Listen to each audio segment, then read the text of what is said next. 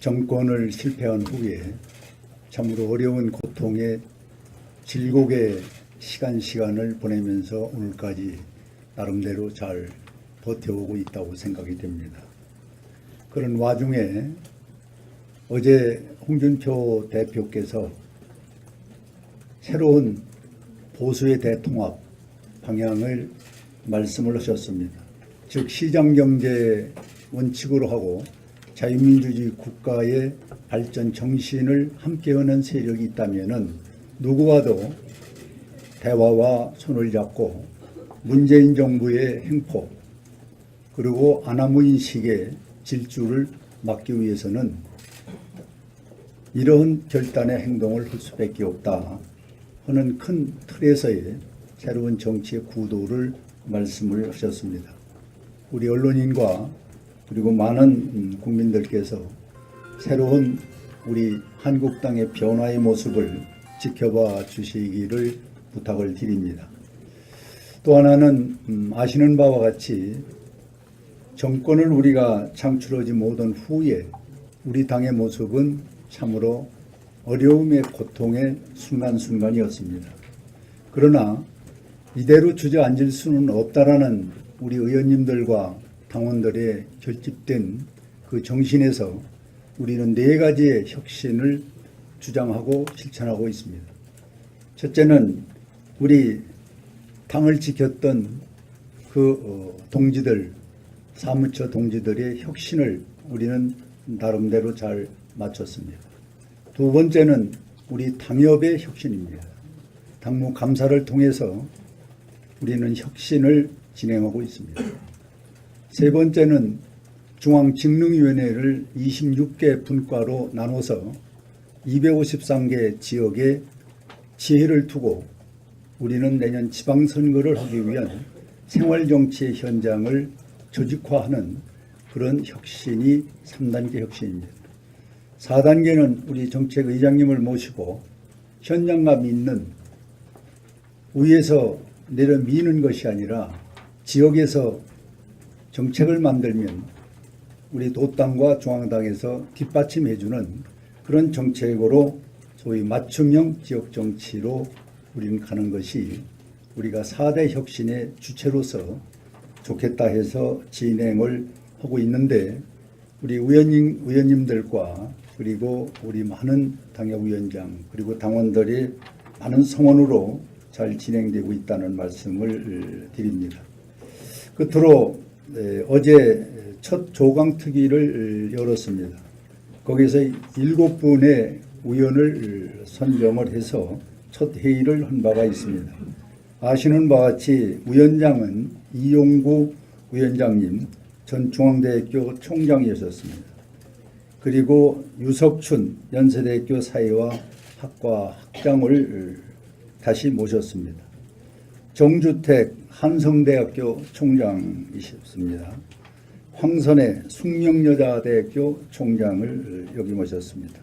그리고 여성 대표로서 별리사 한국대표 회장인 이인실 회장님, 청년 대표로 우리 자유한국당의 통일위원장을 하는 김성원, 이렇게 청년 여성 그리고 외부에서 총장급의 3분 그리고 총장인 저 이렇게 7분으로 구성되어 있다는 말씀을 드립니다. 이것은 투명하고 그리고 원칙이고 그리고 객관성과 주관성을 함께 살려내는 그러한 모습의 7분의 조강특위위원회 구성이다 하는 말씀을 드립니다. 조강특위 공모는 오늘부터 1월 6일까지 그리고 접수는 1월 3일 해서 이제 심사를 보는 시간을 1월 4일까지 하는 것으로 접수 기간은 3일이고 공고는 1월 6일까지고 접수를 4일간 받고 심사를 진행해서 74군데의 지역의 감사 당협위원장을 선정하는 그 대장정에 우리 당의 새로운 변화의 틀을 짜는 그러한 조강특위가 실시가 된다는 보고를 여러분들에게 드리겠습니다. 이상입니다. 임종석 비서실장 유해의 그 의혹 출장 관련해서 말씀드리겠습니다. 우선은 지금 12월 중에 여러 가지 일정이 지금 오버랩되고 있습니다. 그 중국 방문을 앞둔 시기에 임 실장이 12월 9일부터 12일까지 갑작스레 그 UAE 출장을 갔습니다. 그리고 또 관련해서 의혹이 제기되고 운영이 개최를 하니까 개최 그 시기에 맞춰서 19일부터 20일까지 휴가를 가고 또 임종석 실장 휴가에 맞춰서 또 왕세제 조카가 그 같은 기간에 또 19일부터 21일까지 방한을 합니다. 또 그 시기에 20일 날 주한 UAE 대사가 본국에 귀국해서 강연을 합니다. 또 연초에 칼툰 그 원자력 이사의 의장이 방문한다는 보도가 오늘 있었습니다. 그래서 이게 그 12월 중에 이런 그 일정이 계속 그 중복이 되는데 무슨 사단이 일어나지 않고는 도저히 그 이해할 수 없는 그런 일정들입니다. 그래서 국민의 입장에서 정말 그 의혹을 가질 수밖에 없다는 말씀을 드리고 또 어제 그 청와대 정무수석이 우리 당의 그 청와대 앞 기자회견 시간에 맞춰서 무슨 숨바꼭질 하듯이 국회를 방문을 했습니다. 지난번에 운영위 개최할 때도 비서실장 휴가를 가더니 또 우리 당이 국회 그 의원 우리 당 소속 국회의원들이 원내대표님하고 같이 그 청와대 기자회견 하는 그 시간에 딱 맞춰서 또 국회를 방문합니다. 이게 정치 도의적으로 있을 수 있는 일인지 묻지 않을 수 없습니다. 그리고 와서 또 해명하는 내용도 친서 전달이 목적이었다고 이렇게 해명을 하고 있는데 중국 방문 앞둔 시기에 그 시기에 굳이 청와대 비서실장이 UAE를 방문해서 친서를 전달할 사정이나 경위, 배경이 뭔지 이런 설명을 해둬야지 친서 전달 목적이었다는 단순히 그 말 한마디로 이 의혹이 해명될 수가 없습니다. 그래서 계속 청와대는 지금 지난번에도 말씀드렸습니다만은 찔끔찔끔 또 오락가락 해명하고 있는데 또 지금 그 언론이나 야당의 문제 제기에 대해서 국익을 거론하면서 현 상황을 지금 모면하려고 하고 있습니다. 그래서 빨리 임종석 실장 본인이 소상하게 조목조목 국민적 의혹에 대해서 밝히고 또 우리 당에서 국정조사를 요구했으니까 당당히 응해 주실 것을 촉구를 드립니다. 오늘 그 모신문 언론의 보도에 의하면은 그 전문 건설 공제조합 신임 감사에 부산 지역 노사모 대표인 이상호 씨를 임명했다고 보도가 됐습니다. 그래서 선거에 공이 있는 사람을 배려하는 것을 전혀 하지 말라고 이렇게 요구하지는 않겠습니다. 그러나 어느 정도 전문성이 있어야 하며 적어도 전문성이 없다 하더라도 직무와 어느 정도는 관련성이 연관성이 있어야 된다고 봅니다. 노사모 대표를 건설공제회 감사로 임명한 것을 어떤 국민이 그 납득을 할 수 있겠습니까? 이건 전형적인 낙하산 인사, 캔코더 인사입니다. 본인은 감사는 윤리의식이 있으면 된다는 취지로 이렇게 해명하고 있습니다. 윤리의식만 있으면 공공기관이나 공기업의 감사로 누구나 임명할 수 있는 건지 묻지 않을 수 없습니다. 지난 11일 송영무 국방부 장관이 아랍에미리트를 방문할 당시에 국방부 관계자뿐만 아니라 청와대 국정원 관계자가 함께 유해를 방문했다는 저희들 제보를 가지고 있습니다. 이 방문에서 유해 정부와 일어났던 상황에 대해서는 이제 곧 밝혀질 것입니다. 임종석 청와대 비서실장은 지난 11월 송영무 국방부 장관이 국방부 관계자뿐만 아니라 국정원 청와대 관계자들까지 같이 유해를 방문해서 어떤 일이 있었는지 우리 국민들에게 소상히 밝혀주시기 바라겠습니다. 어제 한병도 정무수석이 국회를 방문해서 공작 정치를 자행하는 그 이후에 제1야당 원내대표의 핸드폰은 이렇게 문자 테러를 지금 당하고 있습니다. 지워도 끝이 없어서 지우는 걸 포기했습니다. 이래놓고는 제1야당 원내대표에게 전화를 했는데 만나주지 않았다는 새빨간 거짓말을 하고 있습니다. 저 핸드폰에는 한병도 정무수석 핸드폰 번호가 저장되어 있지 않습니다. 이 엄청난 문자 테러 속에서 저장되지 않은 전화번호가 하나 떴다고 한들 제가 확인할 길이 없는 거죠. 한병도 정무수석은 진정으로 나를 만나길 원했다면 문자라도 보내고 원내 행정국에 또 원내대표 부속실에 충분하게 만날 수 있는 시간을 달라고 했을 수도 있습니다. 그럼에도 불구하고 새빨간 이 거짓말로 공작 정치를 하고 있는 겁니다. 문재인 정권은 국제사회가 다 아는 문재인 탈원전 정책에서 비롯된 이 원전 위기를 놓고 말도 안 되는 소리로 국민을 속이려고 하는 이 정권이야말로 저는 심판받아야 된다고 보고 있습니다.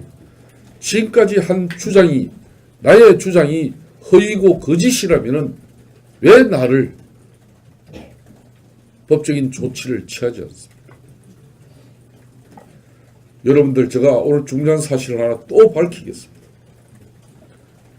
UA 현지 우리 한인회의 카톡방에서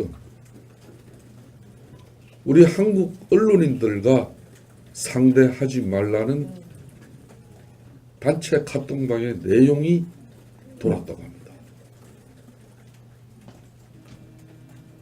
지금 문재인 정권은 강경화 외무부 장관이 지난주 우리 애통위에서 UA 법사위에서 임종석 실장 특사와 관련해서 아무것도 모른다고 한 그 장관이 어제는 특사 애교에 대해서 구체적이고 세부적인 내용은 말할 수 없다. 그렇지만 양국 간에 더 긴밀한 전략 동반자 관계를 더 뛰어넘는 그런 협력 관계를 추진하고 있다고 이런 이야기를 했습니다. 이렇게 철저하게 왜곡과 거짓말로 점철된 정권이 바로 문재인 정권입니다. 이 정권이 국민 개헌을 포기하고 문재인 개헌으로서 다시 우리 국가 체제와 우리 국민들을 분열과 대립 갈등으로 내몰고자 하는 이 어마어마한 정치적 음모에 대해서 저희 자유한국당은 단호하게 대처하겠다는 말씀을 거듭 드리겠습니다. 새로운 우리 한국당의 변화의 모습을 지켜봐 주시기를 부탁을 드립니다. 또 하나는 아시는 바와 같이 정권을 우리가 창출하지 못한 후에 우리 당의 모습은 참으로 어려움의 고통의 순간순간이었습니다. 그러나 이대로 주저앉을 수는 없다라는 우리 의원님들과 당원들의 결집된 그 정신에서 우리는 4가지의 혁신을 주장하고 실천하고 있습니다.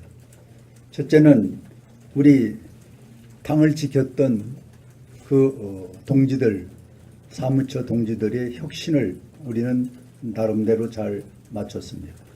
두 번째는 우리 당협의 혁신입니다. 당무 감사를 통해서 우리는 혁신을 진행하고 있습니다.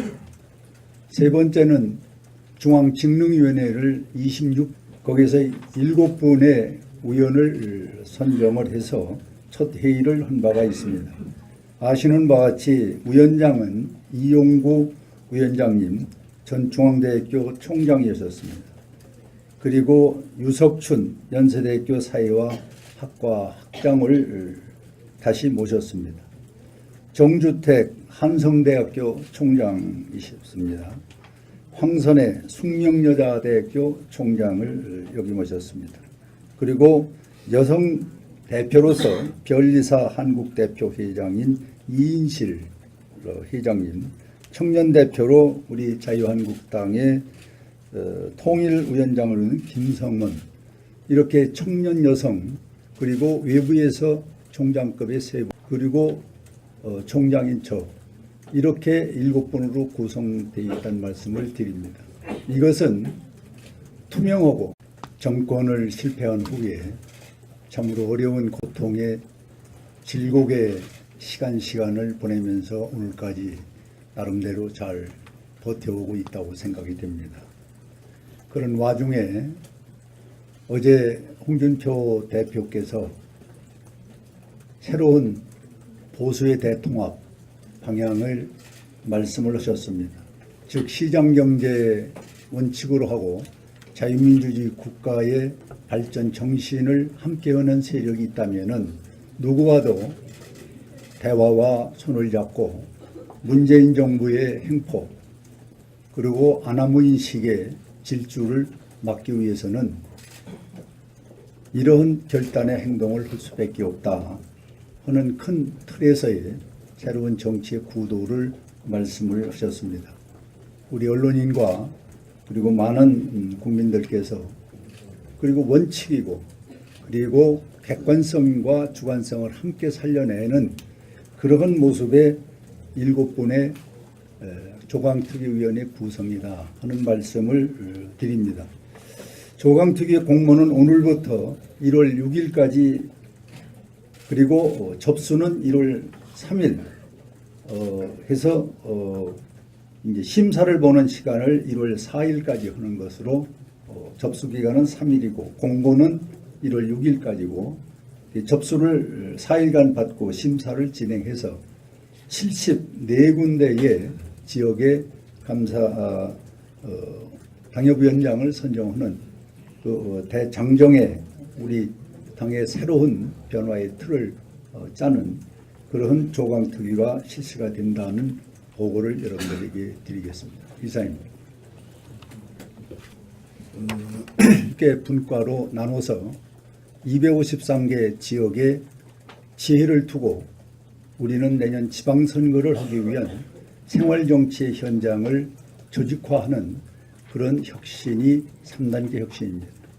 4단계는 우리 정책의장님을 모시고 현장감 있는 위에서 내려 미는 것이 아니라 지역에서 정책을 만들면 우리 도당과 중앙당에서 뒷받침해주는 그런 정책으로 소위 맞춤형 지역정치로 우리는 가는 것이 우리가 4대 혁신의 주체로서 좋겠다 해서 진행을 하고 있는데 우리 의원님들과 그리고 우리 많은 당협위원장 그리고 당원들의 많은 성원으로 잘 진행되고 있다는 말씀을 드립니다. 끝으로 어제 첫 조강특위를 열었습니다.